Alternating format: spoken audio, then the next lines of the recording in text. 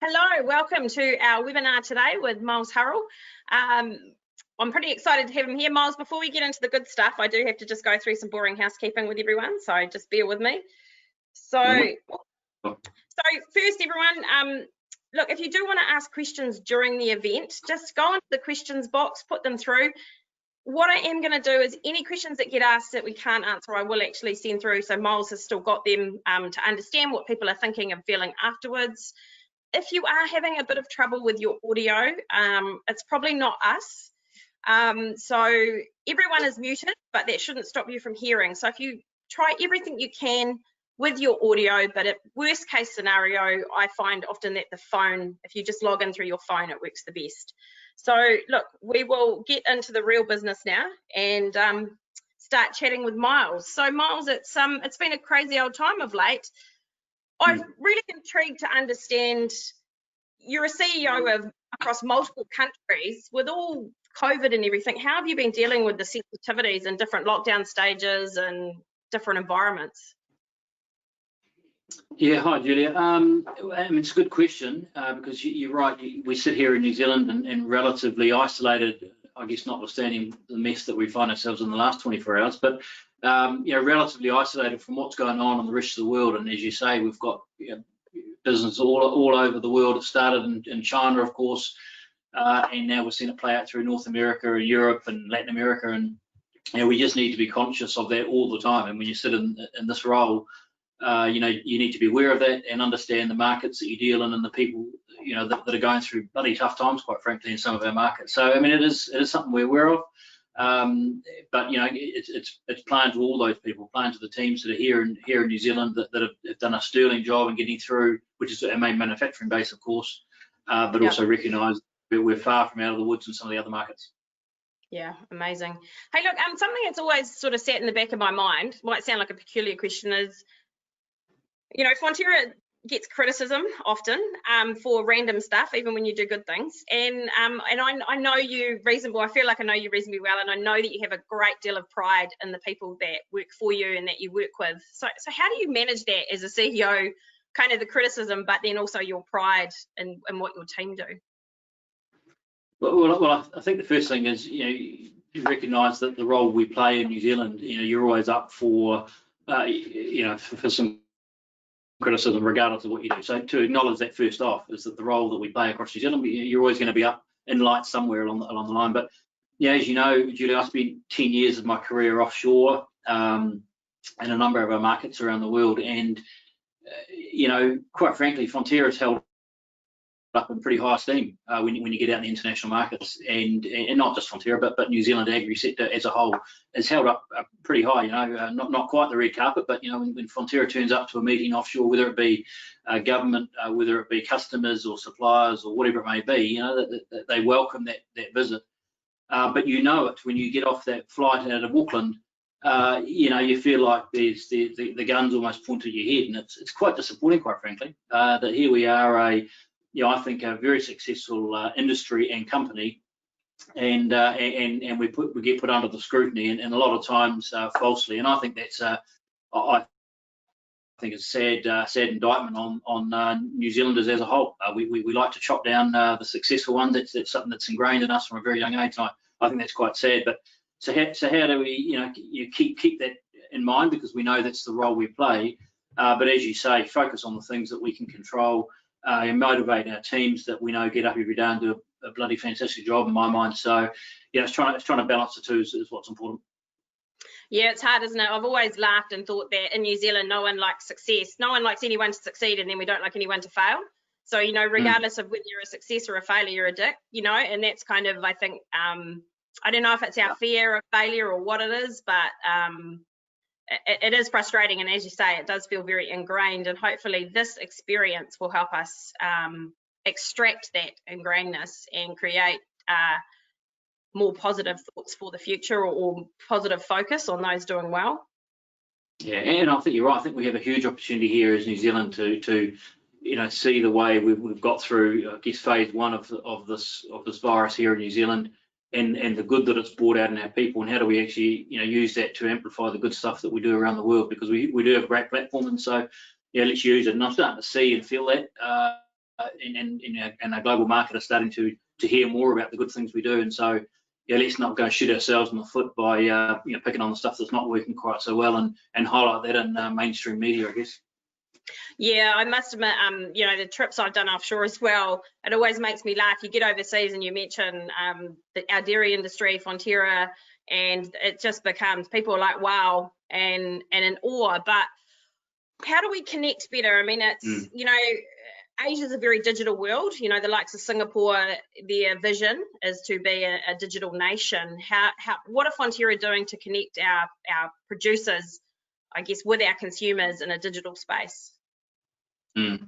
Yeah, I mean, it's something that we've been trying for quite some time, if I'm honest, to move into that digital sphere.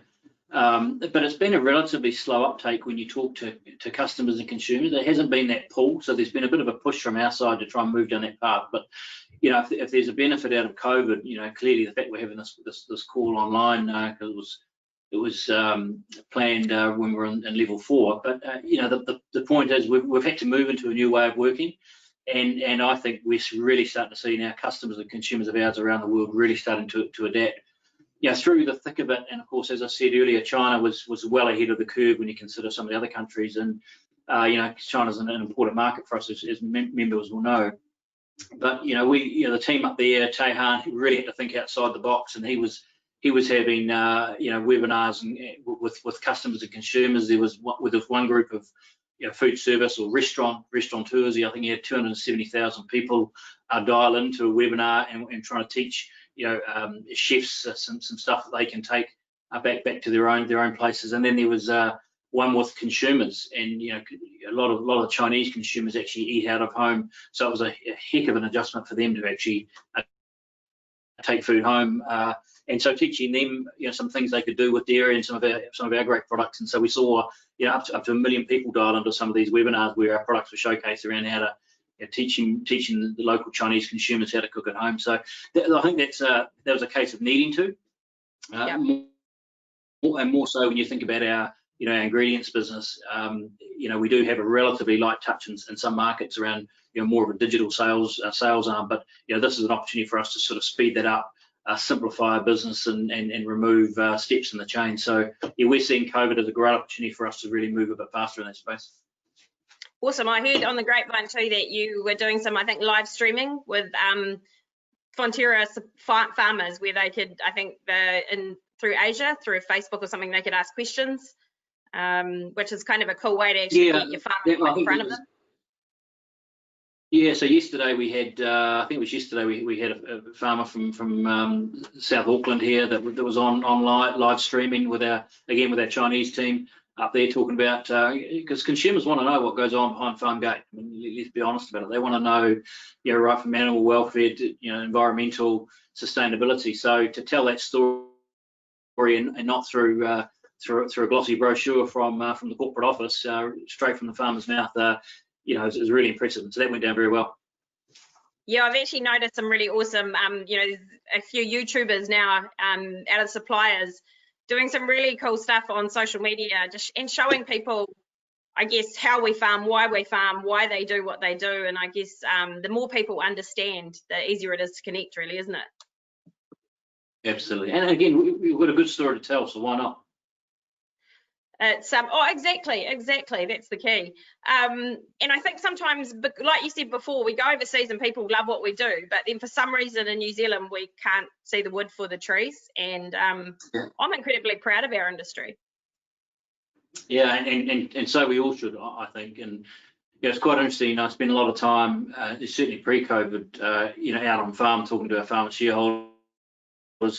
And it's interesting when you get a relatively new migrant to New Zealand. I say relatively new, say within the last 5 years, and they might have come from a European farming system. And again, they're in awe of what we have here, because of course they've seen some of their industries in some other parts of the world go through some pretty tough times. And the fact we've got a strong co-op here in New Zealand, they're in awe of it. So they are also very surprised by the comments that they pick up in either mainstream media or in farmer groups even. Yeah, I mean, I don't think sometimes we understand, and I'm not sure if we've kind of got the measurements, is how ingrained and how important it is to society, to communities, and to New Zealand. It's not just it's not a big company. It's actually it's a heart, right? It's a part of what we do, and I think your importance, your success or Fonterra's success is so important to everyone, and the market's so big. We've got room for all of our processes to succeed. Yeah, absolutely right. No, it's but as I say, we've all got a role to play, and unfortunately, we also get measured by the lowest common denominator, which is even more important. That whether it be a farmer that may let the side down with an animal welfare issue, through to a process that doesn't do something quite right. Unfortunately, we'll get measured by that in the global domain. So we've all got a role to play. Yeah. Hey, look, I'm just going to go through there's a couple of people who sent questions through. One is, does Fonterra harbour any concerns around an over-reliance on particular markets to which access could become restrained due to the global political turmoil? Yeah, I mean, it's clearly a reference to our involvement in our China business. Clearly, we have around 25% of our business goes into China now. So, you could argue that is a reliance of sorts, but that's still 75% of our milk goes elsewhere. And coming through the last generation of significant milk growth, we've had to every year as an organisation find new markets for what has been a growth milk pool out of New Zealand. Of course, things have stabilised somewhat in the last couple of years, but through that period we've had to find new markets. And so of the 75% that goes elsewhere, that's a pretty good spread across 140 odd countries that we sell to on any given day. And so I don't see that as a concern. And we saw through the COVID situation in China through February, March, where we saw that food service business in particular take a massive hit.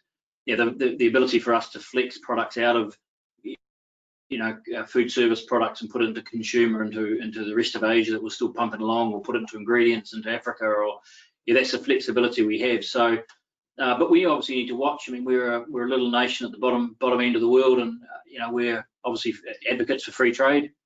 We want to continue to see free market access, and so, but we're not naive to the fact that some markets go through periods where things become a bit more difficult. But I'm feeling comfortable. 25% or thereabouts of business into China. We have a very strong business up there, very strong footprint, and I'm comfortable with that level. And I imagine too, having so many good people in market. I had the pleasure of meeting some of your market intelligence people in China last year, and I guess having those people in the market, living in the market, understanding it intimately, gives you far better understanding than people who kind of bounce in and out every now and then. Yeah, exactly. And again, referring back to the early phases of COVID, where it was even prior to Christmas, I was having conversations with our team in China that things were starting to bubble away in that market, and we're wondering where this may go. To get early insights and to enable us to make early decisions for the benefit of the co-op is helpful. So we're really proud of the fact we have strong presence in a number of our key markets, from China being one. Yeah, and I mean, from an external perspective, it looked pretty awesome to be able to see the product mixes be adjusted quickly.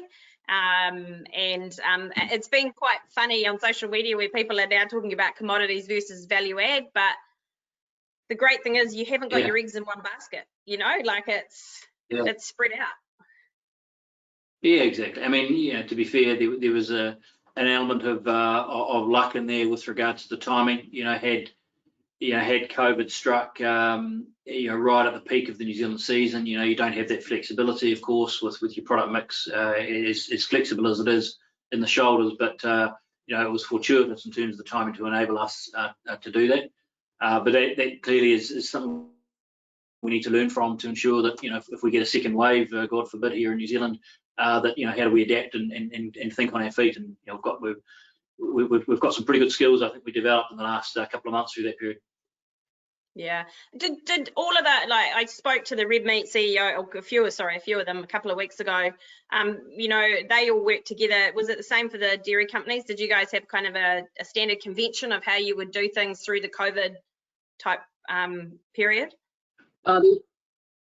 No, not as much as the red meat. I watched that red meat sector quite closely, but of course they were going to the peak of their season, of course, or, you know, as the culls were coming through, not the peak, but you know that certainly that period where the dairy industry, as you know, was coming off the back of it. So there wasn't the need to you know, work collectively as much as that red meat sector does. But you know, we've got a strong relationship across the New Zealand industry, and we come together where appropriate if needed. So you know, if we got ourselves in that situation, I'm sure the industry would talk. Yeah, so as you say, even forbid we get a second wave, if it hits in your peak, on the dairy peak, then there's, you know, it won't be the end of the world. You can deal with it and manage it. Yeah, I think so from a capacity perspective. But as I say, you lose that flexibility around what products you can and can't make when you're right at the peak. But again, you know, worst case scenario is you have to close a factory for 2 or 3 days or even a couple of weeks and do a full clean, and that would really impact the business. So making sure that you're prepared for that is really important for us. But yeah, the best you can do is keep your people safe and keep your facilities clean and up to speed, and that's the best you can do at this point. Yeah. Hey, look, I've got one that's just come through in regards to health and well-being. So it's got COVID-19 has highlighted the importance of health and well-being. Do you see this has a material opportunity for Fonterra across its ingredients, sports and pharmaceuticals business units as consumers look to dairy products for nutritional benefits? And do you think this has the potential to slow down plant-based artificial products in the market? So there's a couple of questions in there, and I've answered the first one. You know, there was an article that was pulled out a couple of weeks ago of some work we'd done with one of our medical customers in the US, and we worked with Air New Zealand and chartered a flight of some hydrolysate product into the US, and that was purely on the back of the COVID hitting the North American market and us having a product that works very well for rehabilitation of sick customers. So that's an example. We've seen that just continue in terms of the demand and increased, I guess, awareness for either immunity products or health and wellness products. Has that flow through to, you know, people moving out of plant-based or non-dairy milks? You hear anecdotal stories of, you know, when people go through crisis, they get back to something, you know, more comfort and things they know well. And we saw, you know, increase in red meat, and we saw increase in dairy, and you know, supermarket shelves still had you know, plant-based products sitting on the shelves. So you hear stories of that. Whether there's any fact behind it, who knows? But certainly from our perspective and our results through Q3, which we announced, showed that we had a pretty good period through our consumer businesses right around the world. And Miles, I assume with those consumer businesses that are looking at health and well-being, you must be doing clinical trials and things like that to sort of verify. Yeah. Well, from a consumer perspective, I mean, most of the work we do are with those large pharmaceutical companies on a global basis, and they do the ones with the trials. We work with them on the ingredients to support their trials. But though, you know, to do a full clinical trial and consumer, we don't have any consumer products per se that have the full consumer trials behind it. So we work with the ingredients customers on that. Awesome. So I think it's great if we can, because that's the thing, right? Is dairy has this beautiful nutritional density that I don't think necessarily gets the, I guess, the highlight or the spotlight that it deserves at times. Well, 100%. And you know, there's a report that comes out every couple of days that has a crack at the dairy industry. But of course, they always, in my mind at least, but I'm biased, you know, they always lose sight of, as you say, that nutritional density that is critical. And so while, you know, there are impacts the dairy industry may have on things like the environment and the like, by the time you overlay the nutritional value, I mean, by far this is the product of choice. Yeah, absolutely. Hey, look, I've got another question coming through, and it's Miles. What can Fonterra do to help improve the performance of their lowest performing farmers, or the lowest common denominator that you mentioned? Yeah, I think for me, you know, having spent you know, 5 years in my past role dealing with farmers, you know, farmers respond better to farmers, and so my feedback there is, you know, if a farmer sees a farmer struggling over the fence, you know, go and help them, you know, help them out, because as I say, we are judged by the lowest common denominator. And one of the real benefits I see in this New Zealand industry is that everyone does want to help each other. You know, most other industries, you find a little nugget of gold or something, you want to try and hide it and protect it and not share it. The dairy industry here, you know, if you find a new way of doing something, the first thing you do is you go into social media and tell everyone that you're going to have a shed meeting the next week and show the rest of the community. I mean, that's fantastic, and I think it's something that I think that again has been developed over generations here in New Zealand. We shouldn't lose sight of that. So I think, you know, the industry as a whole has a role to play. Processors have a role to play, but I think it comes back to farmers helping farmers is the best way. Yeah, peer pressure is always far more powerful, isn't it, than or what's perceived a hierarchical pressure. So I think if your neighbour says, I don't really like what I'm seeing, more impact. Absolutely right. Yeah.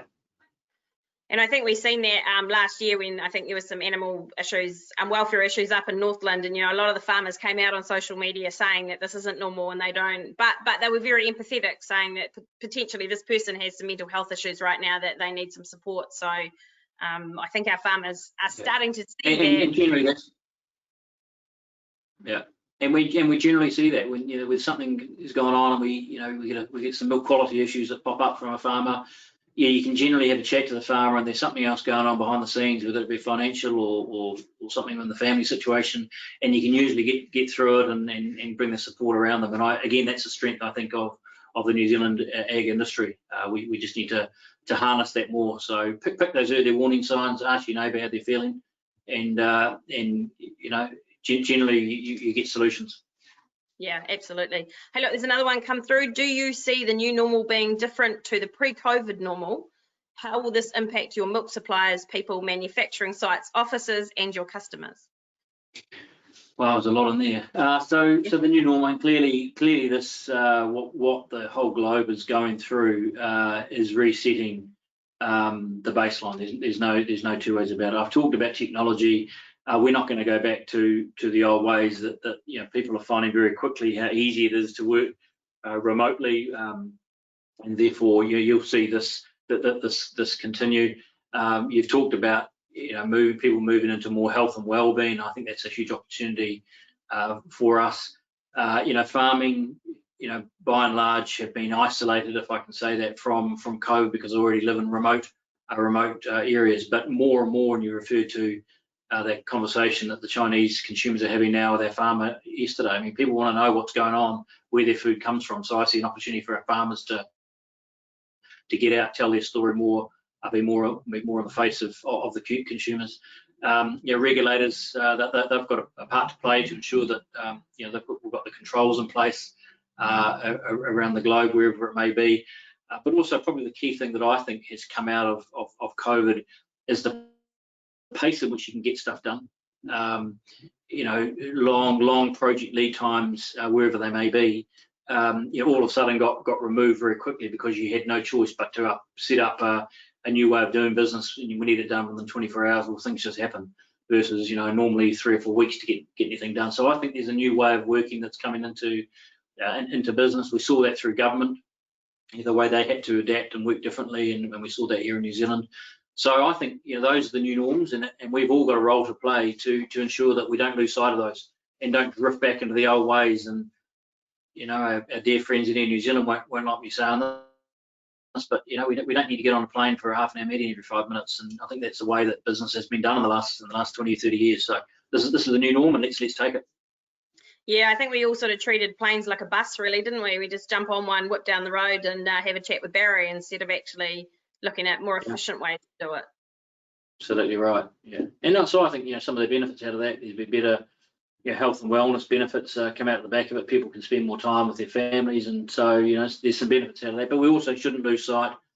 You know, there is real value in human connection. So, you know, I don't see a situation ever where we'd be closing down our offices and telling everyone to work from home. That'll never happen. You need to ensure, in our situation at least, that there are places for people to come together, throw ideas around, and you know, but it's enabling the flexibility to ensure that we get the best of both. And that's the key, isn't it? Is having that flexibility, really. Yeah, absolutely right. Now we've got one more come through. What are 2 or 3 most important activities the business will do to move the stock price towards the highs of 2012? What the business will do to move the price? Is that what the question was? The stock price towards the highs of 2012. 2 or 3 things. Yeah, it's a share. I mean, our job is to deliver, right? I refer back to the first question. I think, making sure we can do things that are in our control. If we deliver, put out our forecast, say we're going to do it and deliver upon it, treat our people well, treat our farmers well, treat our investors, keep it, all of those things, but by and large, we'll end up with a situation where there's more confidence around our share price. So that's what we can focus on. There's not a case of just wake up one day and wind up the share price. It doesn't work like that, as you know. But if we deliver upon our promises, there'll be more confidence built back into our business, and as a result, I think we'll see movement in our stock price. Sorry, the reason I asked the question stock, I was thinking there could be farmers on the line, and stock, I was thinking animals, and I got confused with your question. No, I can't control the price of animals.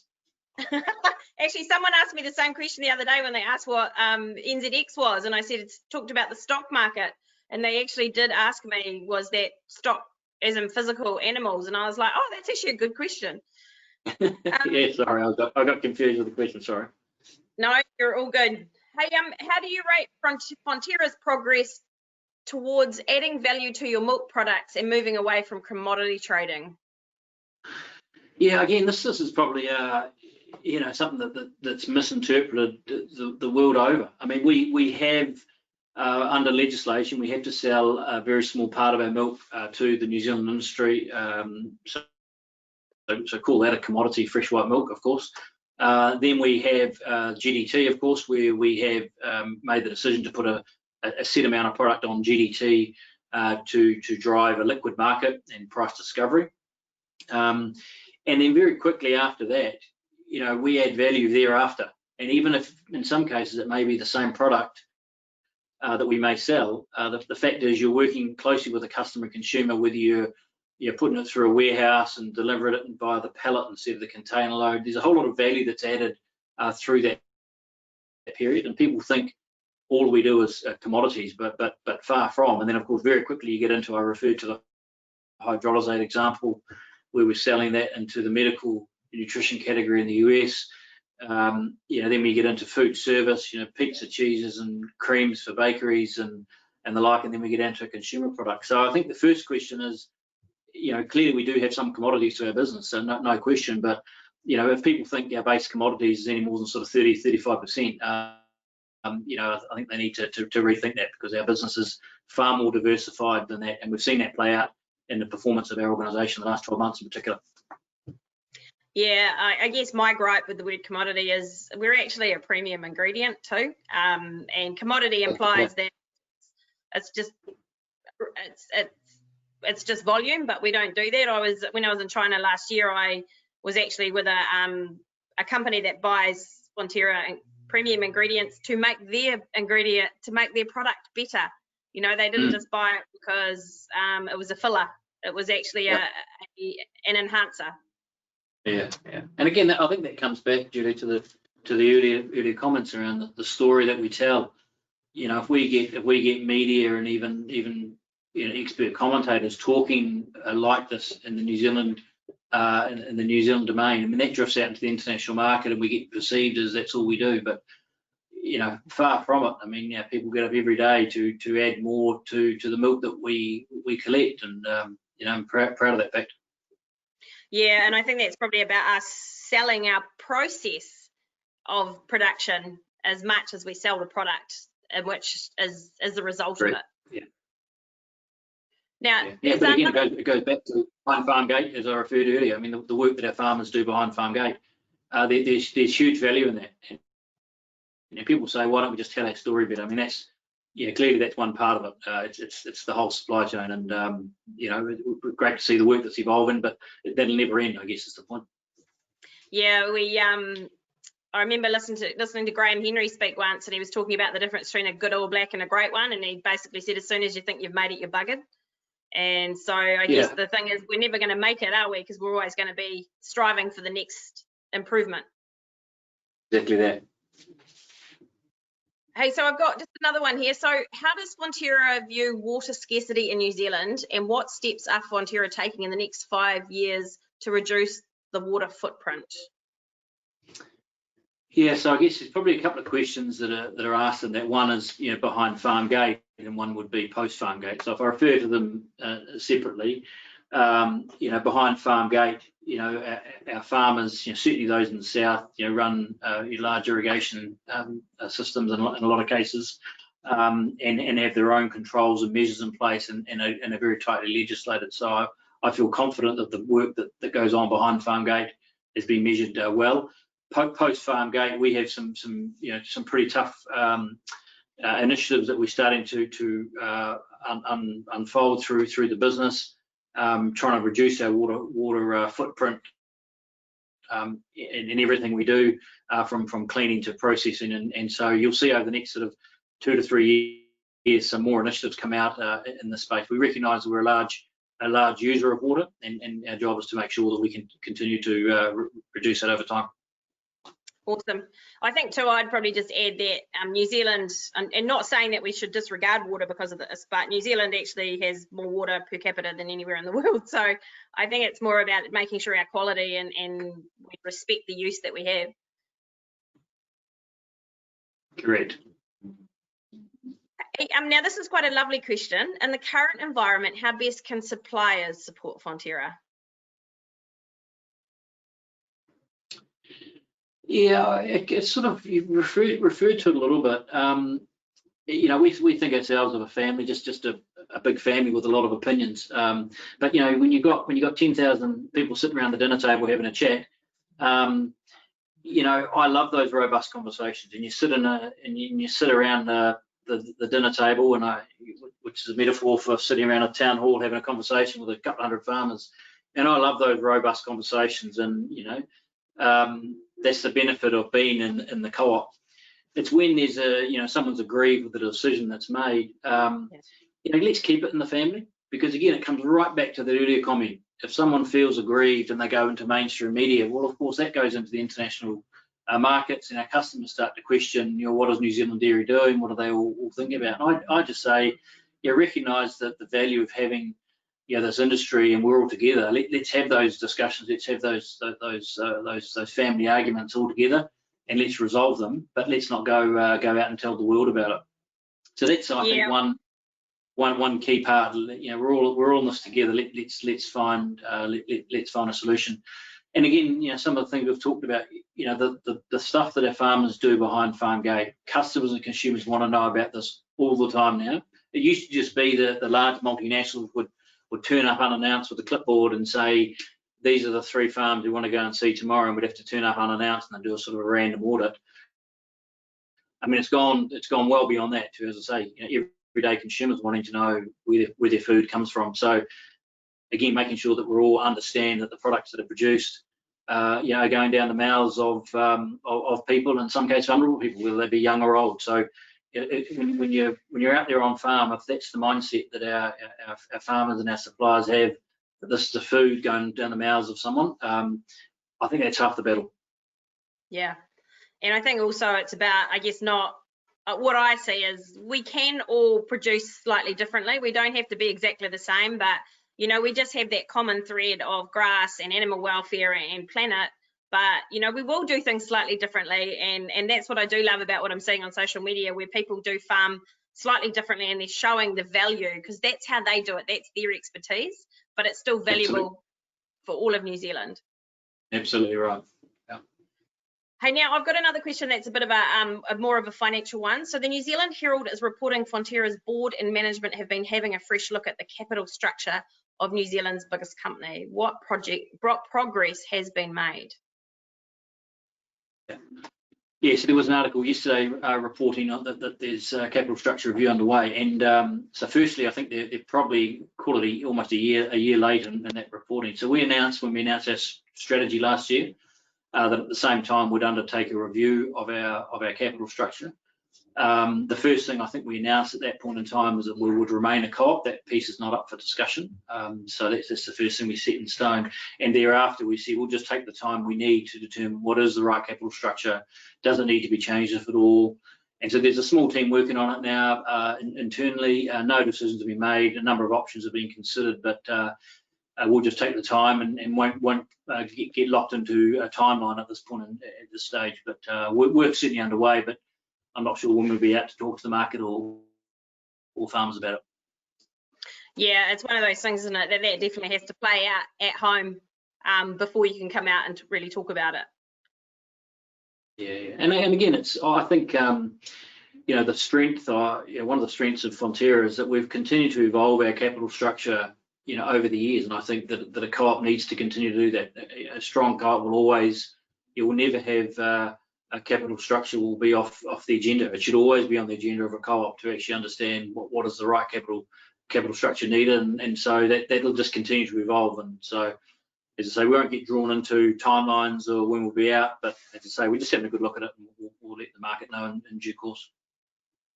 So, Miles, would you say, I mean, what's been your biggest challenge since you've been in the role? I mean, it feels like it's been a bit of a whirlwind, really. Oh, Judy, where do I start? Yeah, look, when I got asked to step into this role in the acting capacity, it's coming up 2 years ago, actually. I knew there was a few hurdles we needed to overcome as an organisation. We'd got, our balance sheet had got a bit out of whack. We'd taken on a bit much debt. Some of our investments hadn't quite come off as per the original plan. But it was a pretty easy conversation with the chair and myself to say, I want to get in and see if I can make a difference here.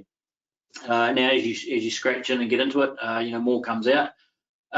So I wouldn't say there's, the biggest challenge, but it's actually trying to bring all of that together and get an organisation heading in the right direction, knowing the impact you have on 10,000 farming families, and knowing the impact you have on 22,000 employees, knowing the impact you have on New Zealand as a whole. It's a pretty heavy burden that you take on, but I was prepared for that because I knew that what we are doing for New Zealand is the right thing, and it was pretty easy to get on and make it happen. We've had to make some pretty tough calls along the way. There's no question, and things like we sold Tip Top ice cream, as a year or so ago, or maybe not quite, and people say that must have been the hardest decision you've ever made. And look, I grew up on Tip Top ice cream, as a lot of you on the phone would have. And when you think about it, it was not a hard decision because it was off strategy. We're not a confectionery company, and effectively ice cream is, as much as we like to think there's a little bit of dairy in there somewhere. It's a confectionery company, and it wasn't a hard decision when you put that strategic lens across it. And so therefore, make a call and move on. But we had to make some calls around people. We made some tough calls on letting some good people go last year.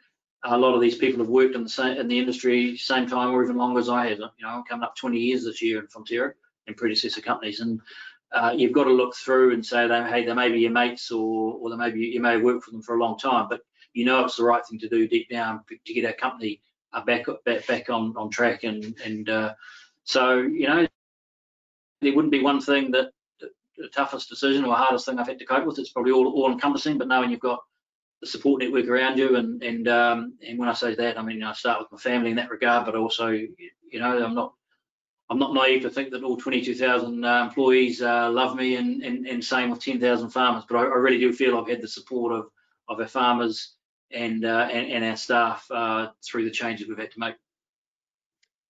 Yeah, look, and from my perspective, I don't think leadership is about being liked, it's about being respected. And I think, look, I certainly have a great deal of respect for you and what you've done. And I know many, many, many people that I talk to do as well. So if you've got respect, that's all that matters. Yeah, to be fair, I did, my closest advocates, you'd think would be my wife and my 7-year-old son. But I'll tell you what, he gave me a hell of a hard time when he saw me on TV selling Tip Top. I can tell you that for nothing. How much did that cost you an ice cream? Yeah, well, I told him in the next sentence, don't worry, we still can buy it at the dairy, and he was fine thereafter. But yeah, it was an interesting conversation I had with him, I can tell you. Oh, gorgeous, I love it.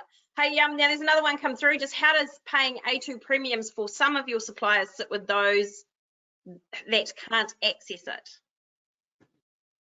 Yeah, look, one of the questions that we get constantly is that as a co-op we should everyone's in this together, and I think at the highest level that's correct. That is the true value of a cooperative. But you also need to recognise that if we've got an opportunity to capture some demand, and in this case, whether it be A2, the last thing you want is to flood that and therefore dilute the value that you actually can generate as a result of that. And we see it with organics. We have a very small organics milk pool here in New Zealand. The last thing you want is to flood the whole New Zealand milk pool with organics, because of course you erode value for everyone. So the value is, firstly, those farmers will get a premium for A2, but the real value comes back by way of earnings for all farmers, that even though they don't produce A2, that's what they get it back as earnings. And so I recognise it's not easy in some cases, especially when you're outside the regions. In some cases, whether it be organics or A2, winter milk. Some farmers don't have access to do winter milk contracts. If we recognise that, and the job we've got as leaders in this organisation is to give value to everyone back through the earning stream. Yeah, and I guess it's that equality versus equal, and it's probably been something that I have found most frustrating, confusing at times, where everyone wants everything to be the same because that's fair, but fairness is actually creating stability and relevance into the future, isn't it? Yeah, exactly that. Yeah. So I mean, it's a tough one. Recognise that, and as I say, the job we can do is deliver to everyone through the earnings. Yeah, absolutely. Hey, look, there's just a couple of last questions for you. So one we've got here is, are we using blockchain to help tell consumers where their food is coming from? Oh, so we've had a play with blockchain and do some work with blockchain, but I don't think it's a case of you say blockchain to consumers, their eyes will glaze over and they've lost it. So you talk about traceability of where their food comes from, that resonates, and so the fact you use blockchain as a technology to deliver that is the answer. So we are doing that in some cases, but it's certainly not to the extent that we have, and we're just using the traceability tools we have right back through our supply chain to give visibility of where our product comes from. Yeah.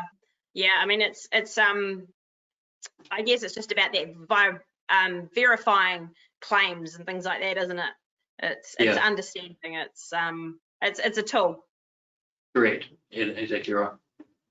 So I guess we've got to make sure that we've got the underlying facets and production and everything doing what we should be. Then when we put it on blockchain, that's kind of the icing on the cake to verify.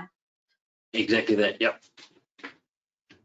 Cool. Now, look, Miles, I know that you're very busy, so I did want to end on a bit of a question. Well, firstly, what is your favourite cheese? I'd love to know that. Oh, gee. I'm a bit of traditionalist, really, but a bit of cheddar, maybe something, a mature cheddar of sorts, or maybe a mainland epicure cheddar or something. 36-month-old cheddar is probably what I'd go for if I had my choice. Yeah. That's very specific. I wonder if it's an age thing, because the older I get, I keep eating the tasty and aged cheddars, and then I just start remembering the old ads where there were old guys eating those cheeses.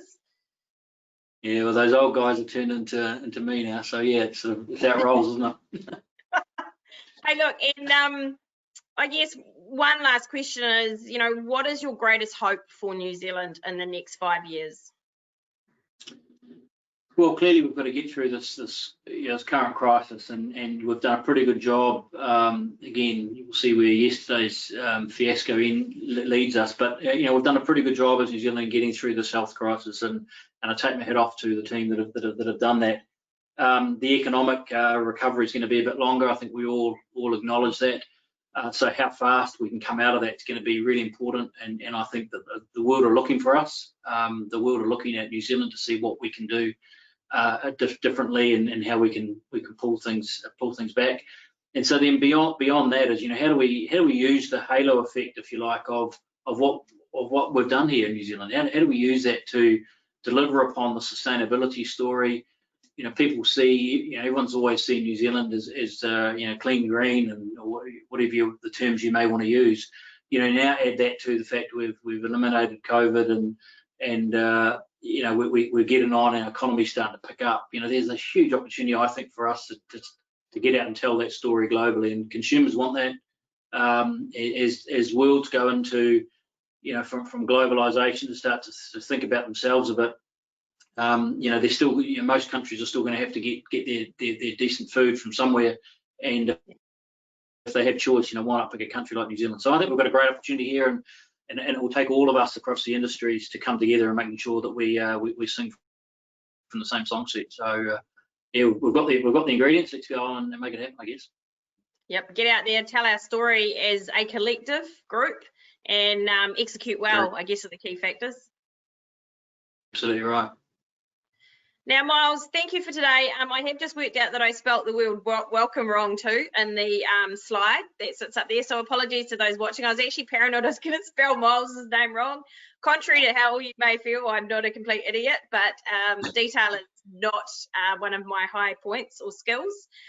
So apologies for the bad spelling. But Miles, thank you for being so approachable. Thank you for being easy to connect with. And thank you for everything you're doing for the industry. It's pretty awesome. No worries. Thanks. My pleasure. Thanks very much, Julian. Thanks, everyone, for dialing in. Cheers.